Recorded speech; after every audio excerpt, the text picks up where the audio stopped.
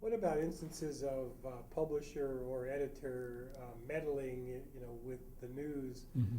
to promote either his own interests or the interests of his Hmm. friends, and whether those interests are financial or political? Well, yeah, so again, a different time.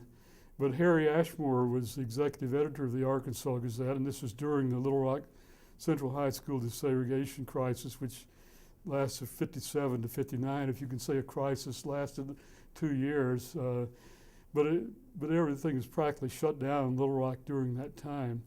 Ashmore found later that he probably did have something to do with the federal troops finally being sent to enforce desegregation order at Central High through Halberstam and David Halberstam in his book The Powers That Be, in writing about Phil Graham at the Washington Post, told the story that he and Ashmore were in touch with each other, and Graham, also a newspaper leader at the Washington Post, was dealing with Sherman Adams, who was Eisenhower's chief of staff, and they had something to do with that decision.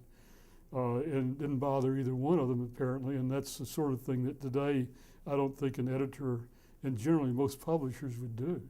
You think it was because they saw themselves as civic leaders, and it was in their role as civic leaders that? Well, some of them, I think that they both saw themselves as having a responsibility that what was going on was bad, and that they stepped out of what we would see today as the normal roles, which are more passive of a journalist, and take an active role to redress the problem at hand.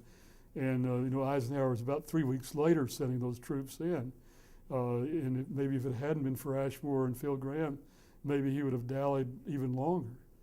So that they saw that as their responsibility, a civic responsibility, and so they did something that today we would not do.